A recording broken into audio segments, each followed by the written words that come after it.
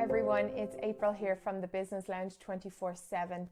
Today I want to talk to you about selling.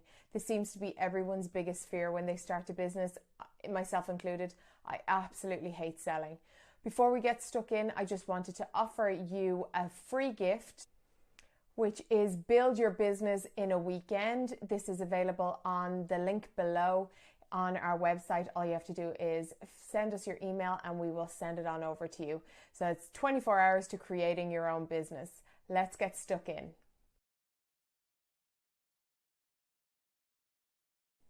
Why do people find selling so scary?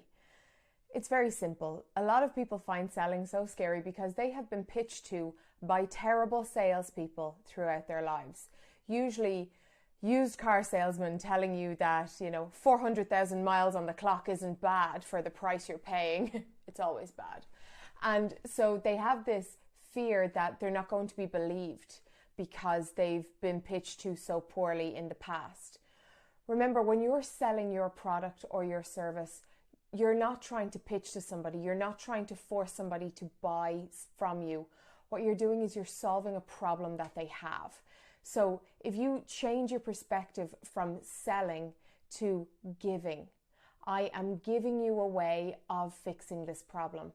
It changes everything. It changes how you sell and it changes how the person on the receiving end takes your sales pitch.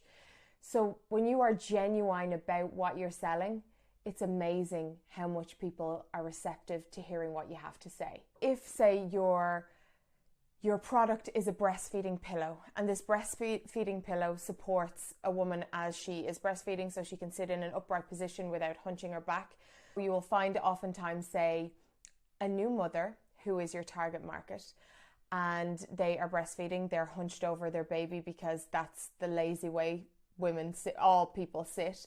They usually go to the path of least resistance and they can end up with back pain. So what you're offering is a breastfeeding pillow that will relieve back pain when you're feeding your baby. You target this to mothers who have pain in their back when feeding their babies. And there you have it. That's your target market, that's the problem, and that's the problem you're solving. So you're removing the pain from feeding their baby by offering them this breastfeeding pillow. Very simple, very straightforward. That is the bones of selling. And if you believe in your product, if your product works, that's even better. You don't want to be selling something that you yourself do not believe in. Firstly, it's very hard to do, and that will make you feel the sleazy, icky side that we were talking about earlier. When we buy things as consumers, we buy usually based on a need, and that need is driven by an urgency. And it is usually the urgency to solve a problem. And this is what will drive your market to buy your product. You can solve the problem and they will therefore buy. And if your product is in an area that is defined very clearly by a small market, you become suddenly a specialist in that market. So if it is the breastfeeding, you're not targeting women who've worked out in the gym and their back is sore and this will, alleviate the pressure on their back. You're very clearly targeting women who are struggling with breastfeeding, with back pain from breastfeeding. Is very different. So once you narrow down your niche, I know this feels very contradictory because you want all the sales, but if you narrow down your niche market, you will increase the likelihood that you're going to sell your product. Remember that when people buy products, they're not just buying a random product from something that they have not been recommended or that they've just randomly come up with on the internet. They tend to buy people. So people buy people. And this is where your personal influence will come in. So if you have struggled, if you've been in the situation they've been in, they can relate to you. And once there's no hierarchy, so they don't feel like you're talking down to them, you are meeting them on their level. You're meeting them, say, I was once like you, I had crippling back pain, I couldn't get up after breastfeeding for, if you have a cluster feeder who won't get off your breast, you can say, I was crippled with back pain and this is, what worked for me. People will believe you, they'll believe that you were there, and they will buy your product. Your story is critical to your sale. If people believe your story and your story is relatable, this is what will drive your sales. And at this point, you're not selling anymore. You're just being you. And people will buy that. That's what people are buying. One of the greatest advertisements in the world is, you must Google it. It's Matthew McConaughey, and he is selling a Lincoln car.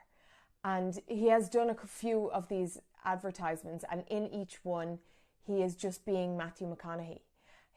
There's one ad and he doesn't even mention the car itself. He's just sitting in the car and he is driving, and that is what you're buying. You're buying Matthew being comfortable in the car, and the beauty of his articulation and the story that he's telling, but he doesn't even mention the car. That's powerful advertising. And in that moment, people aren't buying Lincoln, they're buying Matthew. And this is where sales shows that people are led by their emotions, they're led by feeling seen, they're led by you being relatable and them understanding your story and your plight, and that is how you make your first sale. So it comes down to being human. Being human will get you your sale. I am absolutely awful at sales. I always have been. I do find it icky. I find the vibe of, pushing something that I don't believe in on somebody a bit disgusting and a bit cheap, and it's not who I am or where I want to be, so I've never been good at it. However, I have been good at just being me, and if I think that someone doesn't need something, I will say it just as fast as I think that someone does need something. And because of that, my word is not cheap. My word is not, it's not infallible, but it's not worthless. It's amazing how much somebody will trust you if they know you're not out just to take their money, if they know that you're actually out to provide something of value to them. And this is where the giving comes. I have given so much advice and so much information for free because I love seeing people do better. And then it meant when I did come to charging for my services, people were very happy to buy, firstly because I know what I'm talking about. I have the experience, and I don't put myself up there as being someone who was always right. I make mistakes, and and I could give bad advice. It has never happened, thank God, so far, but I don't put myself up there as being the all-knowing human. I do, however, give a lot of honesty and I give a lot of value when people buy from me, and this is where people will trust your judgment. They will trust your ability. The more you know, the more information you can give them, the less cloak and dagger you are. I often find this. I actually only had this conversation with somebody very recently. A multi-level marketer messaged me. They'd never met me before, and they messaged me on Facebook and they said, "Hi April, I'm just wondering if you'd like to hear about this product that has, made me feel so much healthier, and it's worked for me and my family, and our skin is better and we feel healthier and we've lost those unwanted pounds." And I messaged the person back and I said, "By any chance are you a multi-level marketer?" And they said, "I'm just trying to get my product in, out there and let you know what it's done for me."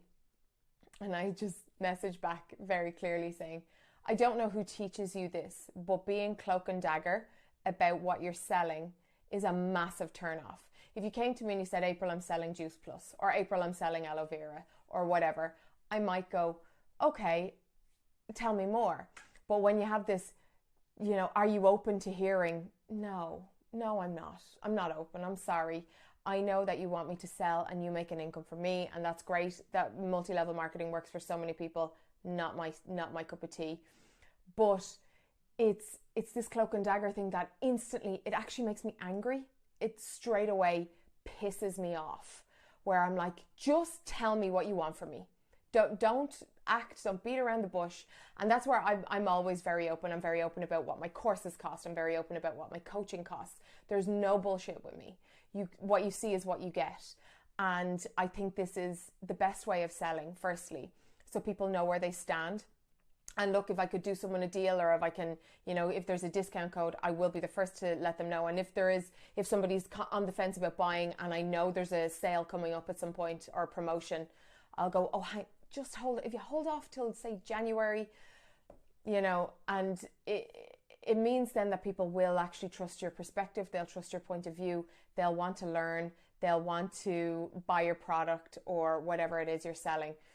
So if you're truthful and you're trustworthy, you'll go so far. You will get all the sales in the world. To make sure that your word is golden, you need to believe in what you're selling. Otherwise, it will flop and people won't believe in you. And this is a hard one, especially with things like affiliate marketing. If you want to sell, say, whatever it is, I don't know, like cosmetics or you name it, you can sell anything with affiliate marketing these days. That is all very well and good, but believe in the product, try the product, test it out, and use it. Don't just be peddling this thing because you've heard they give good commission. That's BS. When I had my aesthetics business, the amount of companies in, say, Turkey and Lithuania who are offering, liposuction and butt lifts and breast augmentations and tummy tucks, and they'll say, we've seen you have a good followership. If you promote us, we'll give you, 25% of the treatment. And it used to annoy me because I didn't know what these people would go through. I didn't know the quality of the company. So I never took it on. I've never taken on anything that I didn't know was good or I didn't trust the person. Given the fact that I would never go abroad and have surgery just because I have been a theatre nurse and I know the risks involved, I wouldn't be one to go abroad and have surgery. I'd barely have elective surgery in this country. So, because of that, I wouldn't be promoting anything that I didn't fully understand and know and talk to the professionals involved. It's spineless. That's icky. That's sleazy. That's just trying to get a cheap way of making a buck, and it's dark and it will muddy your name quicker than you know. So not a good sales tactic. What you believe in is what you should be selling, and what you understand is what you should be selling. So remember, grab your free gift in the link below, and don't be afraid of sales. Sales are not as scary as you'd think. They're actually quite easy. What you're doing is you're giving, you're not selling. You're not asking them for money, you are giving them a solution to their problem.